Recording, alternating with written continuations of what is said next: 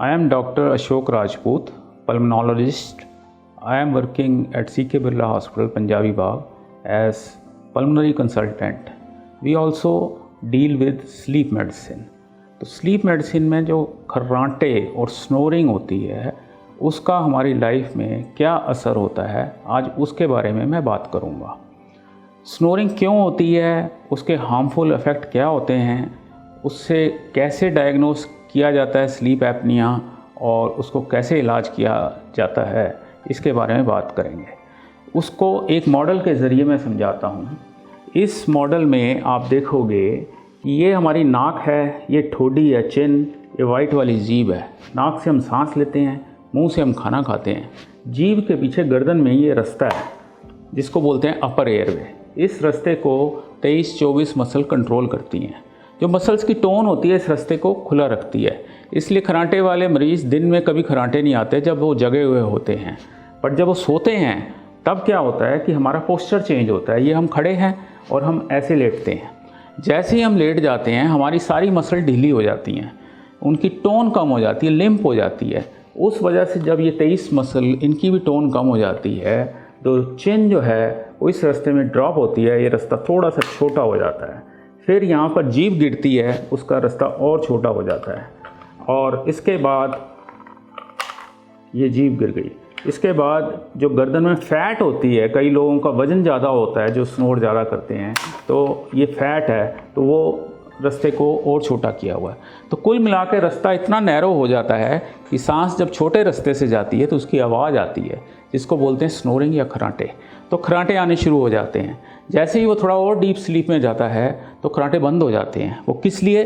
क्योंकि ये दोनों जो आपस में मिल जाते हैं और रास्ता टोटल बंद हो जाता है, तो एयर का फ्लो नहीं होता है। जब एयर का फ्लो नहीं होता तो हमारा ऑक्सीजन का लेवल गिरना शुरू हो जाता है, क्योंकि हर सांस से हम ऑक्सीजन ले रहे हैं। जो एयर जा नहीं रही है तो ऑक्सीजन का लेवल ड्रॉप होता है। तो ब्रेन हमारा जो है, जो सो रहा था, वो सेंस कर लेता है कि ऑक्सीजन गिर गई, तो वो इन 23 मसल्स को एक्टिवेट करता है। तो सडनली एक स्नॉटिंग होती है, आवाज़ आती है जैसे, उससे ये रास्ता खुल जाता है।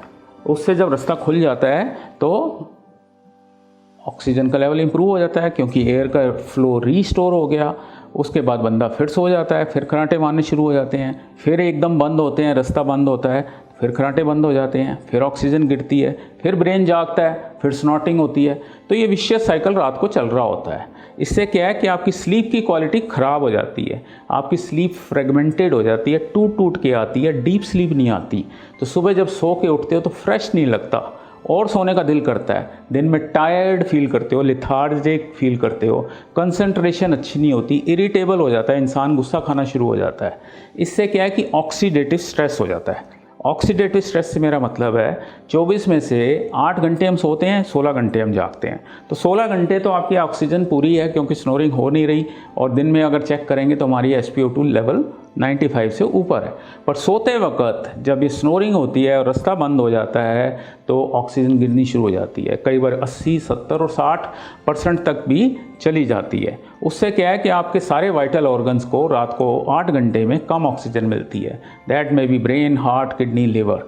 उससे क्या है कि एंडोथीलियल डिसफंक्शन होता है। एंडोथीलियम जो है ब्लड वेसल्स की इनर लाइनिंग है, उसके डिसफंक्शन से क्या होता है कि ब्लड की क्लॉट होने की टेंडेंसी हो जाती है। ये एक इन्फ्लेमेटरी स्टेट है, ये एक प्रोथ्रोम्बोटिक स्टेट है जिसमें ब्लड क्लॉट हो जाता है। वो क्लॉट अगर ब्रेन में हो जाए तो स्ट्रोक हो जाता है, हार्ट में हो जाता है हार्ट अटैक हो जाता है। इस तरह से बाकी नालियों में भी क्लॉट हो सकता है। इसका डायरेक्ट लिंक ब्लड प्रेशर से है। जब आपकी रात को ऑक्सीजन कम होती है तो आपका ब्लड प्रेशर बढ़ता है। तो blood pressure, diabetes, heart attack और स्ट्रोक, इनका लिंक डायरेक्ट पाया गया है स्नोरिंग से और ऑब्स्ट्रक्टिव स्लीप एपनिया से। तो इस बीमारी को हम बोलते हैं ऑब्स्ट्रक्टिव स्लीप एपनिया। तो मैंने आपको स्लीप एपनिया के बारे में बताया।